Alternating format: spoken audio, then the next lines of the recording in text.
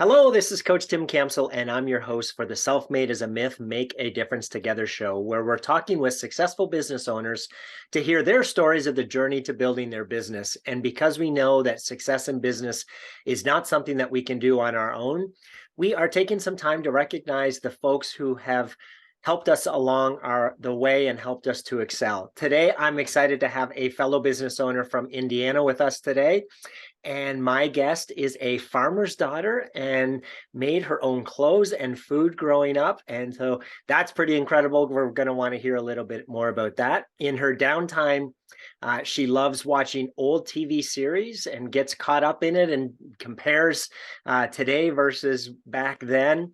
And when she has more time, she gets away and does missions work and trips. And we're going to ask her to tell us about her recent one here. And she is most proud of her son and his wife becoming parents, and just the incredible job that they are doing raising their young family. It's my pleasure to welcome Marcia to the show today. Hello, Marcia. Hi, Tim. How are you today? I am so awesome. Thank you for asking. Well, hey, let's start with having you introduce yourself. Tell us a little bit of your personal story, like where you were born, where you live, about your family, and tell us about that missions trip. Sure. Thanks, Tim. Thanks for having me on. We're looking forward to the conversation today. I'm Marcia Barnes. I'm the CEO and founder of Valve+Meter Performance Marketing, and we help businesses achieve transformational growth here at Valve+Meter. So we really enjoy doing that. Kind of comes from my past career as the marketer and CEO at Defender. Now it was called Defenders in its last iteration. They've been sold to ADT and no longer exist today. But I'm the marketer that grew that business from 2 million to over 400 million in revenue, ending up as the CEO and over about a 14-year career. So Valve+Meter takes the marketing methods that we use there and helps other businesses grow exponentially with that. So awesome work, fun work. I started life in a place very familiar to Hoosiers because of the movie Hoosiers. I lived in and grew up in Milan, Indiana. My dad was actually at the game. He was in the 8th grade when that happened. He had been to every game that season. I just learned that just a couple months ago. So it's part of our deep culture. My dad was a farmer, is a farmer in a way, even in his 80s now. He does some truck farming and sells things at the farmer's market and still lives on the farm. I was a farmer's wife for 25 years, so I've come from this strong farming background and became a businesswoman along the way, and transitioned into being more of a city girl these days, which I never thought would happen. I said that so many times, Yeah. I like the position that you've taken with your podcast about the term self-made and the juxtaposition of that on what is really truth, because I have been introduced before as being self-made, and it's one of the things that I will quickly and passionately change up, because there's nothing about me that's self-made. Everything about me is kingdom-made. I grew up in a family where we were poor. My mother had a lot of issues mentally and was abusive and had some drug addictions and things that created just massive trauma for us as kids. And typically you would look at that if you take the ACEs exam, where they look at your childhood experiences. What do they call it? Adverse childhood experiences is what ACE stands for. And you take a quiz and it scores you on your likelihood to be able to, how severe your childhood trauma was and the likelihood that you'll be able to break that cycle. And I scored very high on that, like 98% chance that I would end up in jail or addicted or abusive or, all of the things, right? And that didn't happen to me, and it didn't happen to my sisters. We did not repeat those cycles. And the way that you solve for that is the resiliency test tells you about who was in your life that was speaking into you and encouraging you and helping you adapt. Grandparents, teachers, school teachers, coaches, 4-H leaders, friends, aunts and uncles. And we had that in spades. And in my business life, it's been the same thing, where it just seems like God puts just the right person in my path at the moment that I need a word or encouragement or a new methodology to keep moving forward and being able to be my best self. So good on you for recognizing that most people have that thing working behind them. So tell us about, yeah, you mentioned to me ahead of time that your son has a newborn, and you're a grandma. So tell us about that. Yeah, like I said, I was married to a farmer for 25 years, and RJ's dad and I separated a few years ago, and we're very good friends. We did a great job. Watching RJ parent today lets me know that even though there were a lot of differences between his dad and I, we had shared values and shared beliefs as we were raising the kids. And watching RJ and my daughter-in-law Cody now raise Emerson, and seeing how that's multiplying through my granddaughter has just been such tremendous joy. Tim, you don't have grandchildren yet, do you? No. You're way too young. So much has changed. When I had children, you learned from your mom and your grandmother and your aunts and your uncles and the neighbors and the church ladies how to raise a baby. Everybody would tell you how to raise a baby. Well, today the young parents have so much research and technology and answers coming to them at the oh, by the way, that's my she's a beauty. But everything's right here. Plus my daughter-in-law is a nurse. So they just have so much working for them on knowing what to do. And one day I was over at their house and I picked up some device off the coffee table and I said, "So what's this?" And Cody told me the official name of it. She says, "We call it a booger snatcher." And I said, "Well, we had one of those, but it was like a syringe bulb that we would use." And she goes, "Yeah, those have to be replaced every 90 days because of the bacteria." And I'm like, "Oh." And RJ said, "You didn't change that every 90 days, did you?" I said, "No, it made it all the way through your brother 2 years ago." They're doing an awesome job, and just the way they're learning about each other and caring for one another, and the deepening of their marriage and all of the love surrounding them is just precious to watch. That's awesome. So you just got back from a missions trip. Tell us about that. I did. I've been working with actually Dave Lindsay, the owner of Defenders, introduced me many years ago to about 2006 or 7 to Youth with a Mission, Homes of Hope out of the San Diego Baja area. And they build homes for the less fortunate in Ensenada and Tijuana. And so I just finished my 20th mission trip with them about a month ago. And I know it was my 20th, but Tim, it might have been 20 times better than any of the ones I'd been on. And they've all been great, But some of the differences were I traveled with a lot of other business leaders who were doing some fundraising for the ministry. And there were so many business leaders from here in our city in Indianapolis. God's just really doing something great at the heart of our city. I'm not sure what it is because everybody's coming from all different directions in this participation, but it's remarkable. And I took a young leader, young business leader who I've been mentoring for about a year with me. She was really excited to accompany me on that trip. And she just got so much out of it. I thought I was going to have to take a string and tie it around her ankle to keep her from floating off into the ozone. But I'll give you one example. On this particular trip each year, they bring in a Christian artist or band to perform kind of a little concert there. And so David Crowder's done it, Stephen Curtis Chapman, Michael W. Smith, the big names in Christian music. And this year we had a guy named Brenton Brown, and none of us recognized him, but he's the songwriter that writes all these songs for these big artists, songs we're singing in churches and worship bands and listening to on the radio every day. And Brenton, usually the artist will come in and do their concert and leave, but Brenton brought his family with him and participated in the build. And the way this works is on day one, you show up to the job site, the family is there, they have poured a concrete pad to build the house on. And the second day, you're going to leave with that house completed, wired for electric, furniture is in there, and groceries and supplies. And you hand off the keys, and everybody's life changes. Of course, the family's life changes that's receiving the house, but the volunteers who came to build and the missionaries and all the community around them. Yeah. After 20 times of watching that, it's just such a wonderful thing. Well, on the second day, we take up donations, and we take the family to the grocery store to get supplies. And this particular time, Brenton Brown finds himself on the grocery trip to the Walmart, the Mexican Walmart. And he gets this God nudge that the little girl in the family, 7 years old, should have a bicycle. Hmm. And so he goes to the dad and says, "I'd like to get Rami a bicycle." Rami is the daughter of the house, the couple that was receiving the house. And the father said, "It's too much. It's too much." He already had a couple grocery carts stacked full of stuff, and it was overwhelming for him. And Brenton convinced him that would be good for the girl to get a bicycle. Hmm. So they take her to the bicycle aisle, and it's three stacks high to the ceiling, these bicycles. And they tell her, "You can pick out any bike you want." No Mexican kid really hears that. They never hear pick whatever you want. It's Hmm. pick what's the most affordable or the most practical and those things.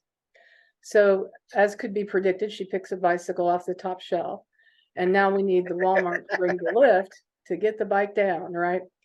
And we wait and we wait and we wait, and we're now starting to fall behind schedule to get back to the build site and keep the rest of the day on program. Hmm. So the father says, "Rami, go ahead and pick a bike from the bottom shelf so that we can go back to the house," which she was looking forward to that. But she reluctantly picks a second choice. And the men are trying to get this bicycle off that bottom shelf, and it's jammed in there somehow. And they can't get it loose, and they're working with it and working with it and working with it, and they cannot get it loose. Now, in hindsight, I picture two angels back there just holding on to it, going, "Not this one, not Yeah. this one." And now the lift comes from the Walmart, and they go up and they get the bicycle, and they bring this bicycle down to Rami and set it in front of her. And as luck would have it, the designer of the bike was named Rami, and her name is in big Oh, letters across the seat of that bicycle. And we were all just stunned. wow. But then on top of that, one of Brenton Brown's most recent releases is "He Knows My Name." Hmm. And it was just such a blessing to see that. God is a relational God, and just showing up and touching all of us in different ways and very deeply in that moment. That cool. Yeah. Wow, thank you for sharing. Um, Sure. Marcia, tell us about how the business came about, and at what point did you have the confidence that you could run your own business? Well, I owned my own business before. This is actually my fourth startup. Okay. So I had done a couple of things before I met Defenders, and then the company I had when I met Defenders, I merged in with them. Right. And then I had part ownership there. And so when I exited in 2013, I took a year off, and I felt like, we've created this consistent result using math as part of the marketing deliverable. Mhm. For every dollar that you invest in marketing, how many dollars of revenue or gross profit should we be seeing come back? And those conversations had been disconnected, in my opinion, from in the marketing conversation. Businesses don't buy marketing correctly, agencies don't sell it correctly, and neither one tracks correctly. So I thought we could reorient that. So we started Valve+Meter. I started down this path that today is Valve+Meter, and we've been at this for just about 6 years now. Right. And my customer-facing goal is to 10x the valuation of 100 businesses. Hmm. And we've done that several times already and have a handful of others underway. Awesome. We're trying to help people create abundance out of their business, because typically that gives them more, they're hiring more people, and we're creating more That's jobs, and we're able to do more philanthropic work, and the influence expands. And I want people to be able to experience that.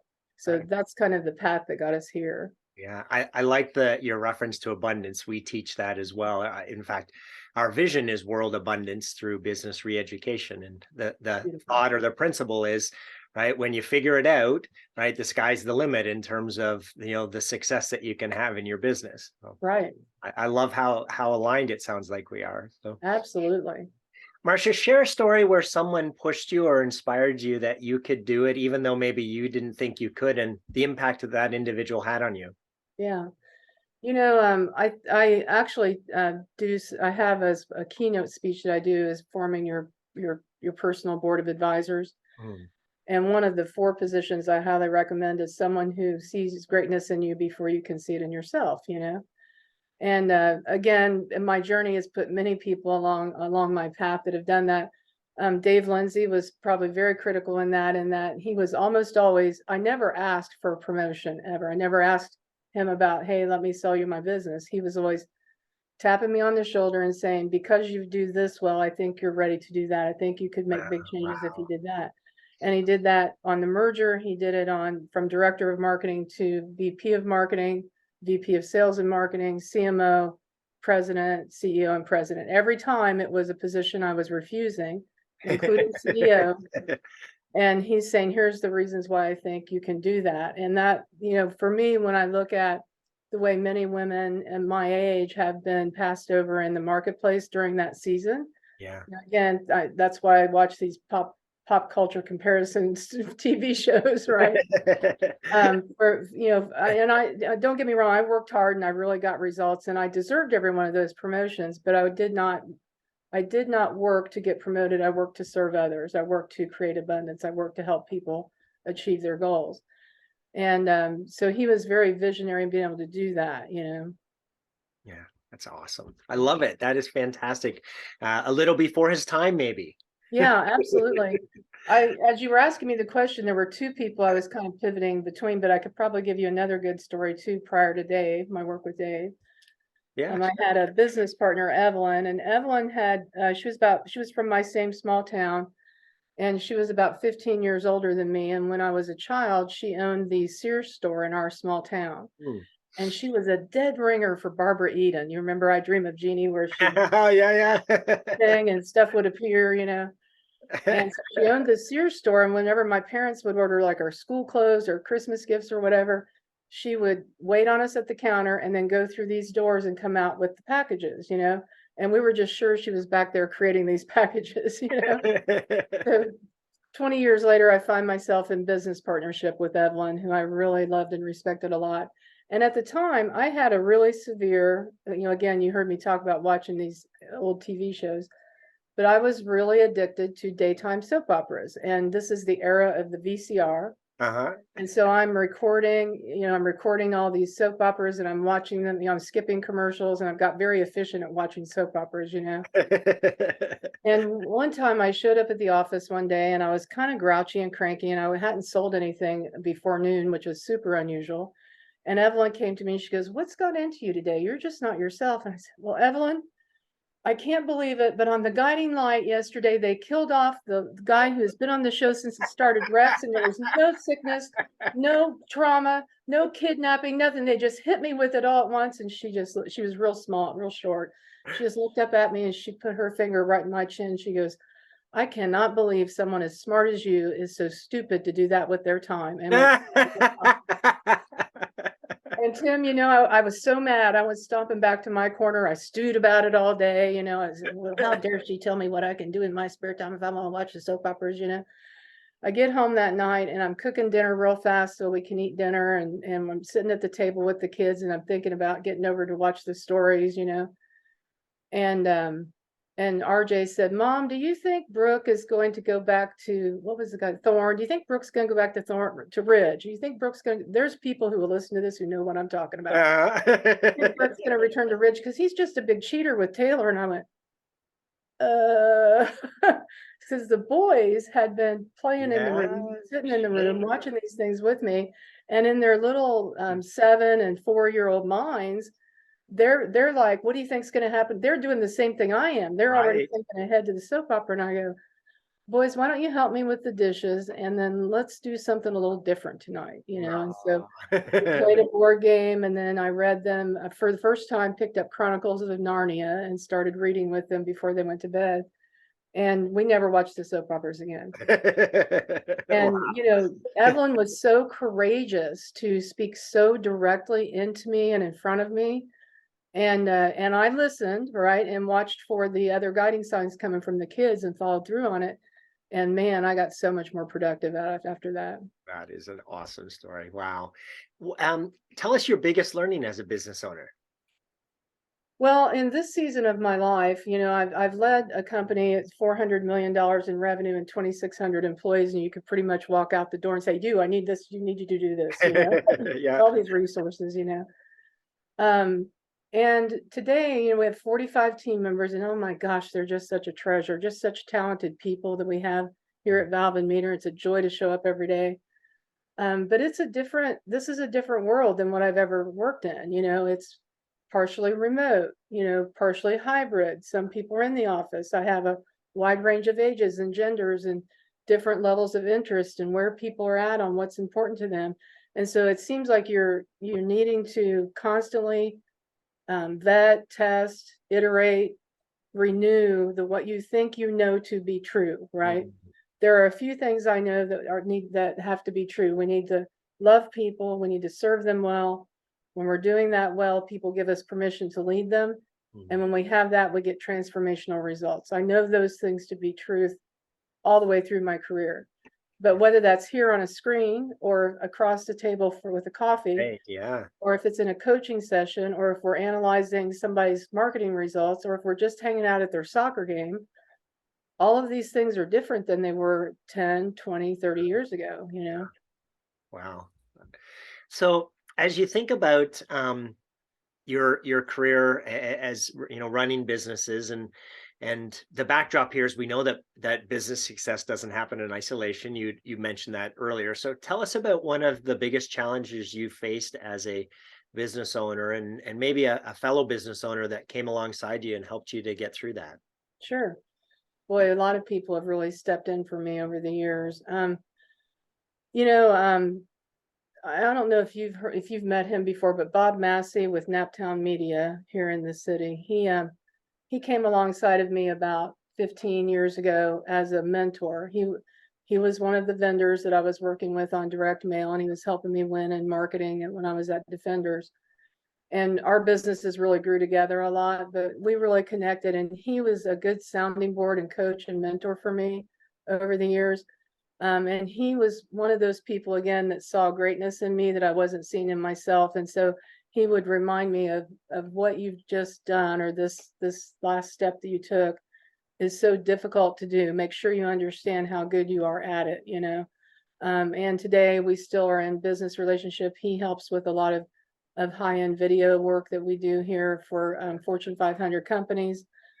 He's a brilliant creative mind, brilliant data mind. He's actually, I didn't know this until he won the Sagamore Award. Is that what they call it? Sagamore Award? P.T. McAllister actually awarded it to him from the governor.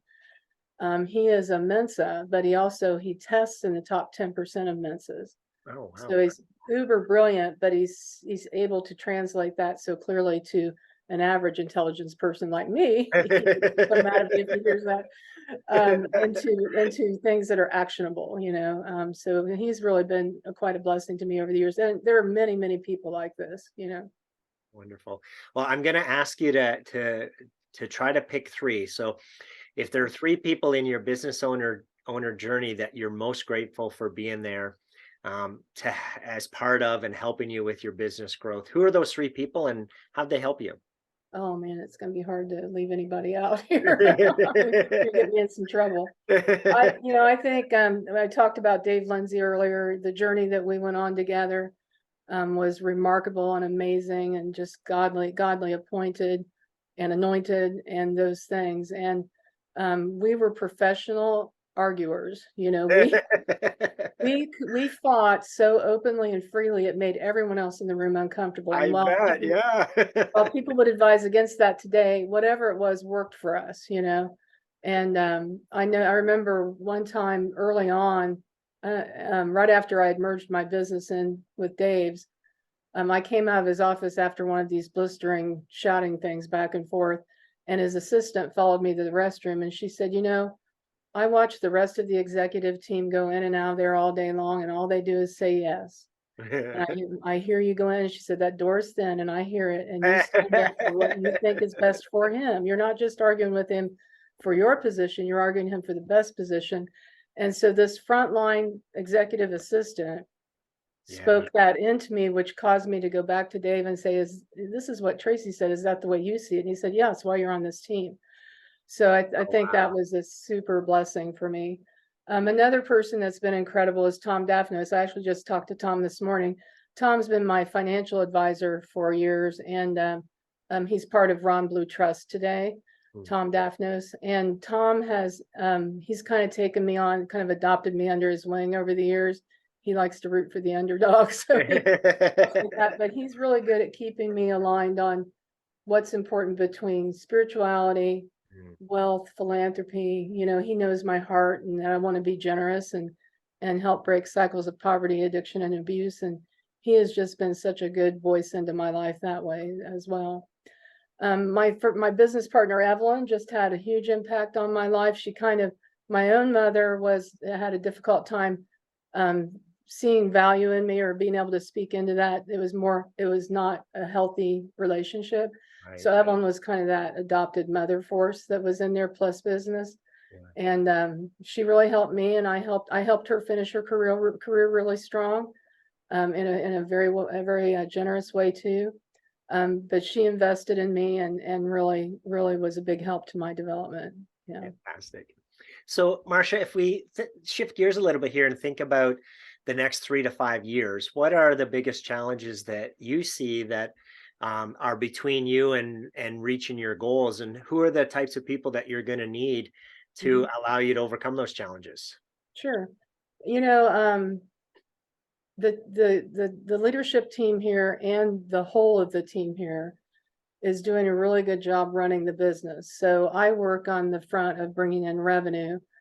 I'm currently working on duplicating the sales capability with other people on my team. I have a book coming out in the spring, which will put me on, the marketing front more than the sales front, right? And I want to be there because that's where I can wield influence, not for our business. Our business certainly benefits from it, but the book has a faith-based thread through it. It's not even a thread, it's faith-based business book, right? Which you don't see a lot of. Oh, that's awesome. Yeah, and so it gives me a platform to speak from. I have Parkinson's disease, so I find that actually I had it happen this week where it helps other people to see how they can still be great at business, even though they might have a physical setback. Sure. So there's a lot of things in that, but I'm moving more consistently towards ministry.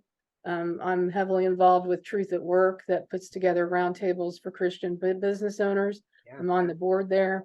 I can see myself doing that the rest of my career. I don't really have a retirement thing in mind. I don't think it's biblical, certainly not on the horizon for me. So, but I'm trying to use the skills I have to be out there helping encourage other people and put tools and connections in front of them to help them to create abundance. I love it.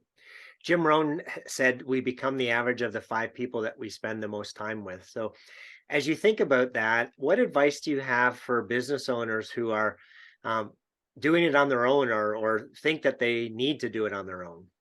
Yeah, I think you've got to get in peer groups. I think you talk about in your branding that this is lonely space, and that can be true if you let it be. Isolation, I think, is where darkness happens and where things can fall apart for you and being your strongest self ever. So finding those groups, whether it's Action Coach or YPO or Vistage or there's all different flavors of this. Yes. So finding the one that fits you the best and where you can be served to the level of your needs at that time is super important. So I'm a heavy fan of peer groups. Yeah, I love it. Yeah, I can't count how many people have told business owners who have told me that quote, that it's very lonely at the top, and right, they don't have anyone to talk things out loud with, and they don't want to take the burden or the stress home and share with their significant other, so they're just holding on to it all by themselves and trying to carry that weight. So it's and I'm in 4 or 5 of those types of things. In fact, I'm in the Accelerant group, which technically is a business networking group. But I was at the partners meeting this past month, and we have a new member I'd never met, and I was on the panel speaking, and I came off the stage, and he 29-year-old owner, and he comes running up to me and he goes, "I'm pretty sure you've got something neurological going on." And I'm like, "Yeah, it's Parkinson's disease." And he starts telling me what's been going on with him, and I had never heard of what it was he was talking about, but he has tremor like I do. He has movement disorder like I do, but he has to take chemotherapy, and it has leukemia types of manifestations. It's horrible all he's going through. And he's like, "I was so happy to be here tonight and see somebody with a disability out there doing it just like I am." And he gives me a big hug, and I was like, "I was here for business, but what I received was a gift." Wow, that is fantastic. Yeah. So, Marcia, it sounds like you've had some pretty incredible people in your life and in your business journey. If they were all here on the show with us today, what would you want to say to them? Thanks for listening to God's call on my life, Yeah, I love it. Yeah. Tell us more about can you tell us about your book? Is it something that you're Sure. able to Yeah. share? Yeah. The book's called Here We Grow. The framework to 10x your results and transform your life. The first three chapters deal with the story of my origin story through Defenders and what Dave and I created there. The next three chapters deal with math before marketing, which is the linchpin of what I think is broken in marketing. Mhm. And then if you're growing your business, you've got to grow yourself as a leader, and you got to grow leaders around you and grow good culture. So we have three chapters on that, and ends with a chapter on a call to abundance and philanthropy and giving, and how to develop that strategy and outcome. Faith-based threads through it, stories of people and the impact that folks have had on me in my life, all through that. So it's a labor of love. Awesome. Well, congratulations. I can't Thank wait you. to see it when it comes out. You've talked a couple times today about the math of marketing, and again, I think we're on a similar wavelength because we teach our clients that marketing is math, right? That you should be able to evaluate it and calculate the return on investment, and don't get caught in the trap of, it's all about branding and not about lead generation. And right, as Yeah, a small business owner, branding doesn't pay the bills. And it's just right. incredible that there's not very many people that are saying the message you are. So Yeah. I love that you shared that today, because sometimes I feel like I'm on an island. No, it's true. Way too many people are focused more on brand than they are on getting a return. And if you go entirely towards what I might orient towards, you might be too heavy on everything has to have math, right? And if you go too heavy on branding, everything's branding, you're gonna not have a brand because you never got any customers. Right. So there's this balance. And so typically with the clients I work with, I encourage them no more than 30% of your marketing budget should be spent on marketing. As a reach would be 40. I'll see $1.5 million HVAC contractors, for example, trying to create a brand in this city when they've got 40-50 million dollar competitors with a whole lot more resources. And they'll be like, but I'm on TV and I'm on radio just like them. But the amount of TV and radio you're doing compared to them is like a pimple on an elephant's head. Right. So why not use that money to buy some more keywords or create more pages on your website where Yes. they might be neglecting that? And so that's like a constant conversation with an example of a client we would have. Yeah. I had somebody give me a book they had gotten at a trade show that said, what was it? Lies, Marketing, and More Damn Lies, I think it was called. But it had a chapter, and the reason the person had given it to me was it had a chapter in there about how you can't track marketing, you can't track the return. And this was somebody who had been in Fortune 500 companies and all this stuff, saying it doesn't matter, you want to do it this way. And I'm sure that they're winning from that position in certain assignments, but the things that I've done historically that have gotten these returns have not been that way. Right. And I will keep every book that someone gives me and find someone else to hand it to, but that one went in the trash. Well, that's a dangerous message. Right. Yeah. So Yeah. yeah. Amen to that. Well, Marcia, it has been an absolute pleasure speaking with you today. Thanks for being on the show. Yeah, thank you, Tim. It's so great the type of message you're trying to get out there with people. Very encouraging for business leaders and owners to know that they need to be watching for how they became who they're becoming. Awesome. To everyone who tuned in, thanks for listening to the Self-Made is a Myth show with your host, Coach Tim Campsell. Be sure to help us spread this movement by liking the show and posting it on your social media. And to join our movement, go to bemadtogether.com. All right, folks, that's a wrap. Make sure to pay it forward, and I'll see you all next time. Take care.